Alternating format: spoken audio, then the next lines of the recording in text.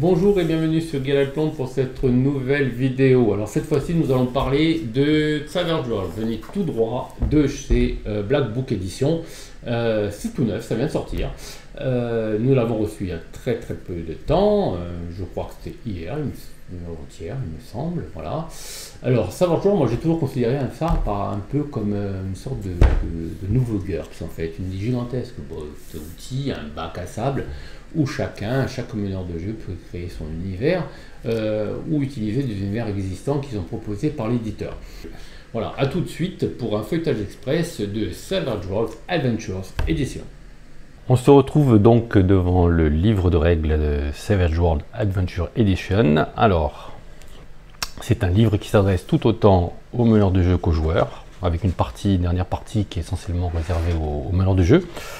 Donc voilà en quoi ça consiste. Alors le format, c'est un format MOOC, moi je ne suis pas particulièrement fan, mais il faut dire, bon, couverture, il existe aussi en couverture souple, ça c'est la version couverture rigide. Alors comment se présente le livre de règles? Alors tout d'abord, une présentation générale, qu'est-ce qu'un jeu de rôle, etc. Bon, là il n'y a pas vraiment d'originalité. Si vous connaissez, c'est comme tous les autres bouquins de jeux de rôle, ça démarre la même chose.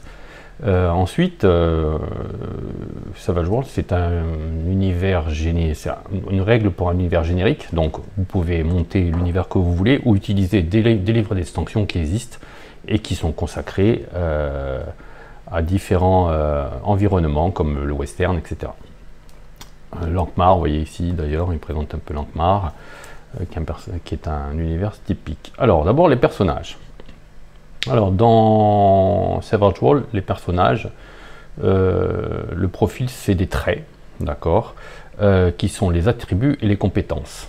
Alors les attributs c'est les caractéristiques physiques et intellectuelles. Il y a quelques petits changements par rapport à la présente version. Si vous ne connaissez pas, le charisme a disparu par exemple. Il a été remplacé par d'autres caractéristiques. Alors les traits, il y a les attributs et les compétences, comme je disais. Les attributs, c'est tout ce qui est générique en fait par rapport à vous définissez votre personnage grosso modo. Et ensuite, chaque personnage a des compétences. Alors ici, vous voyez, il y a aussi les handicaps. Nous allons voir un peu plus loin à quoi servent les handicaps. Voilà, parce qu'il n'est pas intéressant de prendre un handicap si ça ne peut pas vous amener un autre intérêt autre que le gameplay. Voilà, les attributs. Les compétences, comme je disais. Alors, les attributs, à la base, vous avez un D4. Chaque attribut qui a l'agilité, l'âme, la force, l'intellect et la vigueur démarre à un D4. Si vous disposez au début à la création de votre personnage de 5 points, et vous pouvez augmenter la valeur du dé, c'est-à-dire en dépensant un point, vous pouvez passer votre dé d'agilité de 1D4, vous pouvez le passer à 1D6. Si vous mettez encore un point, vous pouvez le passer de 1D6 à 1D8. Voilà. En sachant que, sauf exception, on ne peut pas dépasser le D12. Ça, c'est ce qui définit les caractéristiques générales de votre personnage, les attributs. Les compétences, c'est ce que peut faire votre personnage au niveau des interactions sociales ou des actions sur le terrain.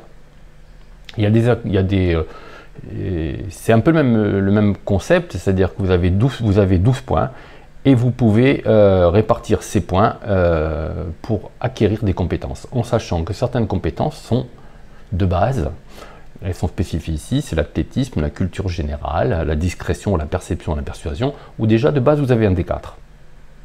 Ensuite vous pouvez acheter des compétences, dans le bouquin vous allez voir plus loin, il y a une longue liste de compétences possibles, étant donné que Savage Worlds s'adresse à tout type d'univers, ça couvre un peu tout. Les caractéristiques déviées, vous avez l'habitude si vous êtes joueur de rôle, c'est les caractéristiques qui sont dérivées de vos attributs. C'est-à-dire vous avez l'allure, c'est votre vitesse.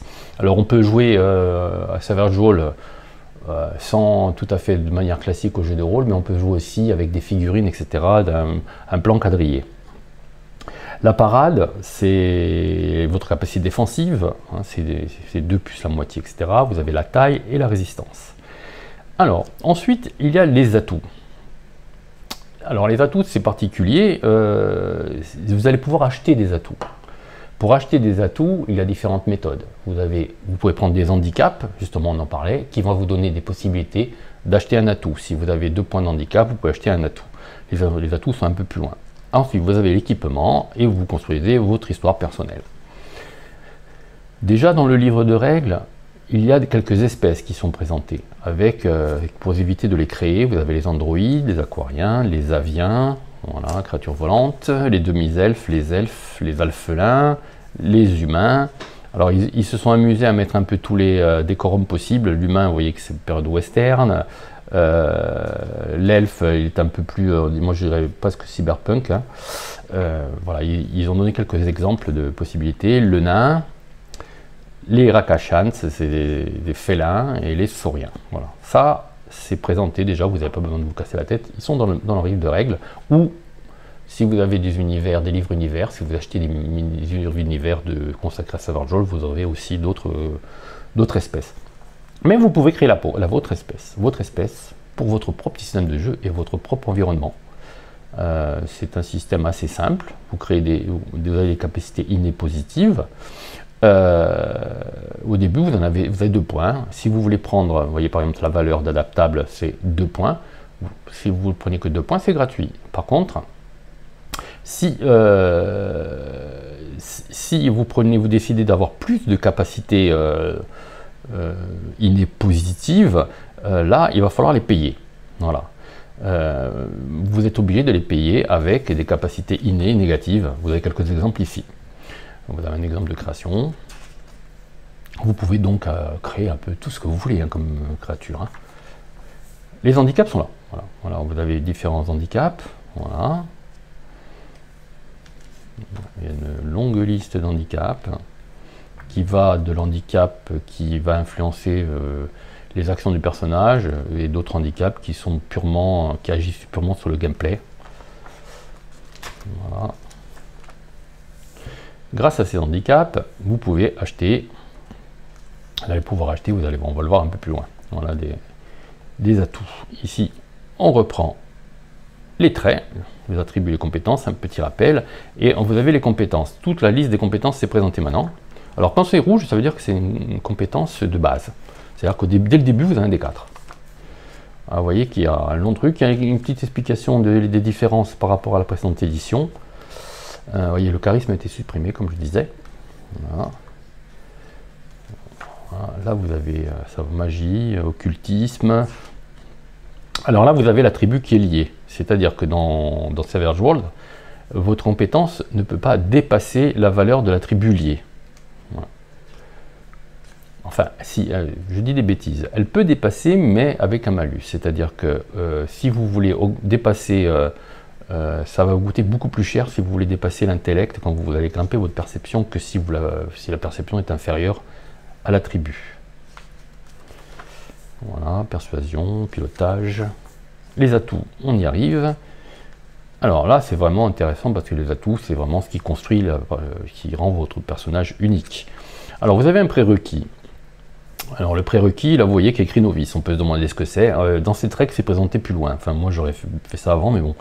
C'est-à-dire qu'en fonction de du personnage, de l'expérience du personnage, il va avoir accès à certains atouts. Voilà. On va voir plus loin, je vais vous expliquer. C'est très rapide, il n'y a pas de système de points d'expérience dans Savage Worlds, ça marche autrement. Donc là, ici, pour être ambidextre, il faut avoir un prérequis de novice et une agilité qui égale au moins un D8 ou plus. Voilà, là, vous avez tous les atouts qui sont présentés, c'est classé, hein, voilà, les atouts de combat, bagarreur, etc. Vous avez aussi par ici les atouts de commandement, qui remplacent un peu le charisme en fait. Les atouts de pouvoir, parce qu'évidemment, en fonction des univers, il peut y avoir de la magie ou des super pouvoirs de super-héros. Les atouts professionnels, les atouts sociaux, les atouts légendaires. Voilà. Et là, on arrive à la progression. Alors, la progression, en fait, c'est par session. À chaque fois que vous passez une session, le meneur de jeu peut vous donner un point de progression, en sachant que vous êtes novice jusqu'à 3 points. Après, vous passez à guéri, vétéran, historique et légendaire. Et c'est là qu'on voit que certains atouts ne peuvent être utilisés, par exemple, que si vous êtes aguerri. Donc, vous allez acquérir cet atout au fur et à mesure de votre progression. Là, vous avez un résumé de la création de personnages qui est très pratique, un résumé des handicaps, vous avez tout, voilà, une page de résumé, atouts sociaux, Là, on arrive à l'équipement. Alors là, sur l'équipement, c'est assez dense parce qu'évidemment, ça couvre tous les univers. Donc, ça va un peu de la cadence de tir, calibre, encombrement. Ça va de l'arc jusqu'à la mitrailleuse lourde en passant par le canon laser. Voilà. C'est une immense boîte à outils où vous pouvez pocher ce que vous voulez. La côte de maille, par exemple. Voilà, ouais. Casque de vélo. Amusant. Les armes personnelles, c'est le même principe. Hein. Vous avez la tronçonneuse comme vous avez l'épée à deux mains. Les armes à feu contemporaines. Les armes spéciales. Lance-flammes, missiles. Les véhicules. Là aussi, c'est assez... Ça couvre une large gamme de véhicules. Voilà. Alors, véhicules terrestres, aériens. Vous voyez, c'est très complet quand même. Là, maintenant, une fois que c'est passé cette première partie qui était consacrée à la création du personnage et à son équipement, on arrive aux règles du jeu. Alors, les règles du jeu, je ne vais pas détailler, hein, parce que là, on est en feuilletage express. Mais en général, quand on vous demande de faire un test de compétence, vous lancez le dé qui correspond à la compétence. Si vous dépassez le seuil de difficulté, en général, c'est 4, enfin, si vous faites égal ou plus, vous réussissez. Donc, si vous avez un D4, il faut réussir 4 sur le D4 pour réussir un truc. Si vous avez un D8, c'est plus facile, évidemment. Donc, ça, c'est la base. Ensuite, il y a ce qu'on appelle, c'est détaillé ici, les jets explosifs. C'est-à-dire qu'à chaque fois que vous faites le maximum par rapport à votre dé, si vous faites 4 avec un D4 ou 6 avec un D6, vous relancez le dé et vous cumulez. Bon. C'est du jet sans limite, en fait. Ce qui va déterminer le nombre de prouesses que vous allez faire. Alors, qu'est-ce que les prouesses? C'est à chaque fois que vous faites une tranche de 4 points au-dessus de la difficulté, vous réalisez une prouesse. Ces nombres de prouesses, vous allez voir que ça influence énormément les combats. En fait, c'est la qualité de c'est la marge de réussite. Plus vous faites de prouesses, plus votre action va être réussie et spectaculaire. Par contre, les personnages, on va le voir un peu plus loin, ça s'appelle un joker. Vos personnages sont les jokers. Personnages des joueurs, et le meneur de jeu a quelques personnages aussi qu'il considère comme des jokers, des personnages importants, comme dans les jeux vidéo on appelle ça un boss. Et quand vous êtes un joker, vous lancez toujours un D6 en plus. Ce D6 que vous lancez en plus, vous prenez le meilleur score. Par exemple, si vous avez un D12, on ne lancez pas 2 D12, c'est un D12 et un D6. Et si par malchance votre D12 fait un misérable 2 ou 3, un score vraiment en dessous de la marge de réussite, vous pouvez utiliser celui du D6 s'il est supérieur ou égal. Voilà. C'est très important parce que ça donne vraiment un côté pulp. Vos personnages sont des personnages au-dessus de la norme, de la moyenne. Voilà, ça on a vu ça. Les jets explosifs, on a vu aussi. Les prouesses, je vais vous les expliquer. Les jets opposés, bon, c'est l'un contre l'autre, etc. On ne va pas s'étaler là-dessus. Les échecs critiques. Alors, un échec critique, c'est quand vous faites un à la fois sur le jet de trait et à la fois sur le dé de joker. Voilà. Voilà. C'est un échec automatique. Voilà. Les compétences par défaut, relancer, il y a toujours des possibilités. On en arrive aux jetons. Alors, les jetons, c'est une particularité de Savage World. Chaque joueur, au début d'une session, a 3 jetons. Ces jetons, il peut les utiliser pour, dans les cas où il veut relancer ses dés, etc.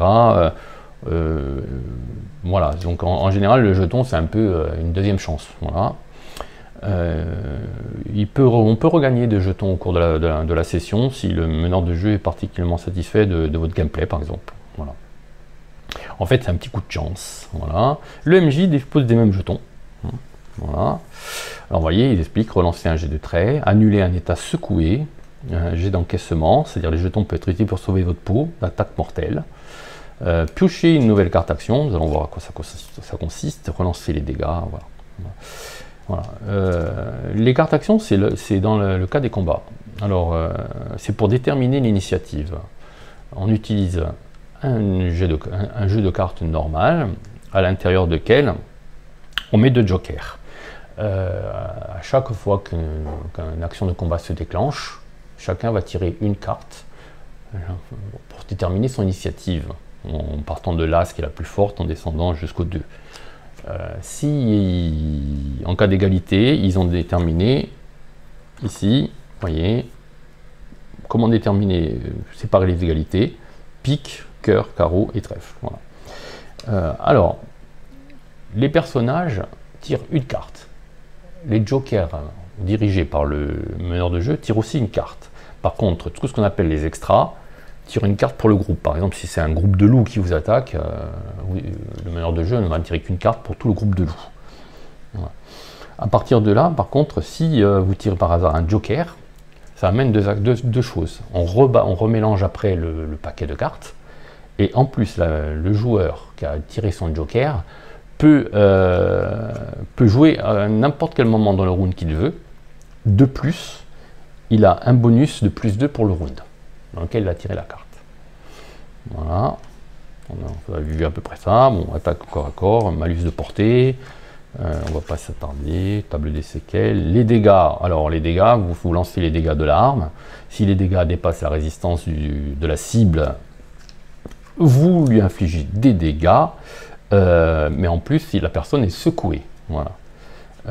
En fonction du nombre de prouesses, vous voyez ici, succès, victime non secouée devient secouée.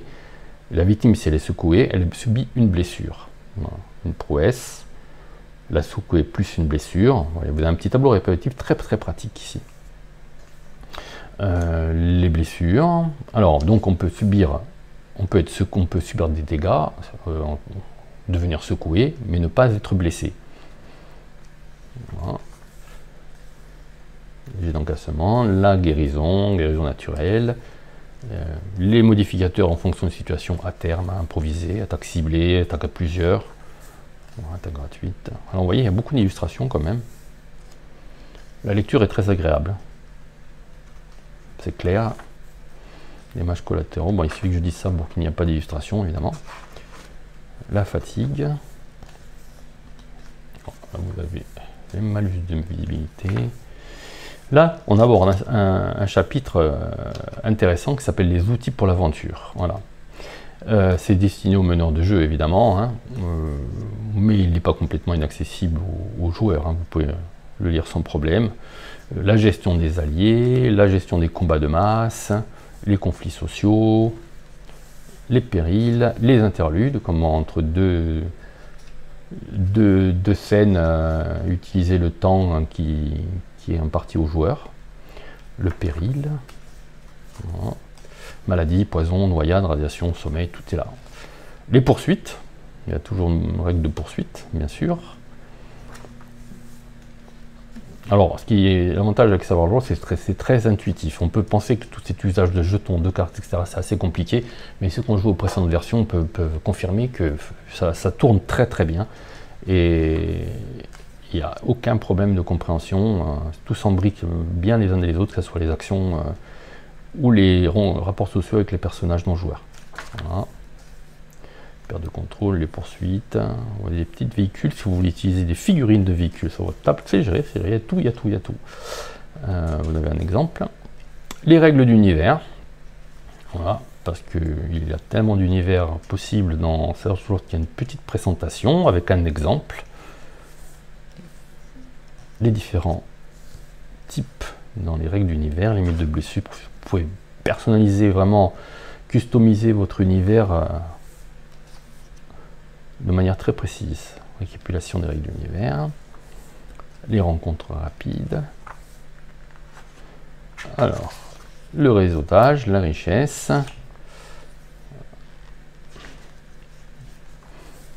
alors mise en place d'une scène dramatique.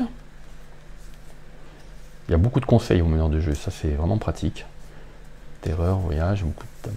Les pouvoirs, alors on aborde le système des pouvoirs, que ce soit ça démarre, juste comme il le disait là, de votre personnage qui a un atout arcane. En fonction de l'univers, ça peut être de dons, magie, miracle, psionique ou science étrange par exemple. Voilà. Et à partir de là, c'est classé, arcane, don, magie, miracle, voilà. Si vous créez un ange, évidemment, vous prenez arcane, miracle par exemple. Et en plus, là vous avez en fonction de foi, la compétence d'arcane c'est foi, le pouvoir de départ et les points de pouvoir c'est 10. Voilà. Ils expliquent comment ça fonctionne, parce que évidemment c'est bien beau de créer des pouvoirs, il faut voir comment ça fonctionne. Voilà. C'est le même principe, hein, que on fait un jet d'arcane, et en fonction, un jet inférieur à 4 signifie que le pouvoir ne s'active pas, tout simplement. Ensuite, vous dépensez un point de pouvoir. Voilà, modificateur de pouvoir, les objets arcaniques. Là, vous avez la liste de tous les pouvoirs. Enfin, tous les pouvoirs qui sont présentés dans le livre de règles. Il y en a beaucoup. Si vous voulez créer les vôtres, évidemment, c'est possible. Voilà. Par exemple, le déguisement, c'est rang aguerri. Un novice ne peut pas acquérir ce pouvoir. Voilà. Explosion. C'est très large, quoi. En fait. Comme dans tous les systèmes de générique, il faut puiser à l'intérieur ce qui nous intéresse. Voilà. Une créature de zombie. Là, vous avez un petit résumé des pouvoirs. À chaque fois, à chaque fin de chapitre, vous avez des tables de résumé. Le bestiaire. Alors, ils ouvrent avec un dragon, hein, pourquoi pas. Hein. Alors là, vous avez à peu près, comme je n'ai pas si vite, je peux revenir un petit peu, toutes les capacités spéciales des créatures. Voilà. Possible, parce qu'évidemment, vous n'êtes pas obligé de tout leur donner les caractéristiques. La table détail et le bestiaire avec des créatures déjà prêtes à l'emploi. Alligator, araignée, chat, cheval de guerre, ça va de tout. Le bon vieux dragon.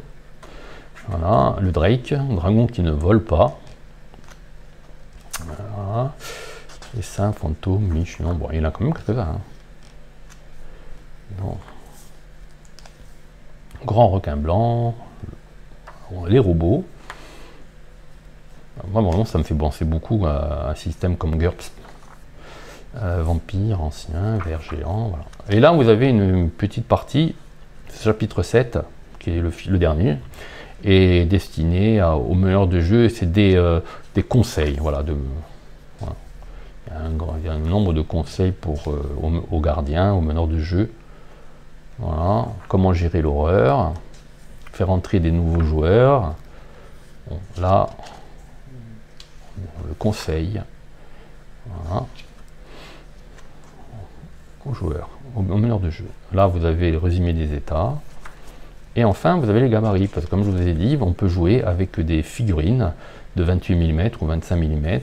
Ça, c'est plutôt pour le 28 mm, hein, pas pour le 15, sur un plateau quadrillé. La liste des contributeurs, ça doit bien être quelque part, et un index. Voilà. Alors, avec ce livre de règles, la campagne qui avait été de financement qui avait été effectuée de précommande, qui avait été par Black Book, vous aviez aussi un livre Minivers et Aventures. Alors là, vous avez dedans 4 ou 5 exemples, je ne sais plus, il faut que je jette un coup d'œil parce que je n'ai pas encore eu le temps de le consulter. Vous avez des univers de jeu, vous avez aussi l'écran, okay, qui est aussi au format book. Voilà, donc je vous le présenterai peut-être un peu plus tard. En attendant, je vais continuer à étudier ce petit livre bien dense et puis vous en reparler prochainement. Alors si vous avez aimé cette vidéo, n'hésitez pas à liker la vidéo et partager avec vos amis, etc. et vous abonner évidemment à la chaîne Guerre et Plomb. À bientôt.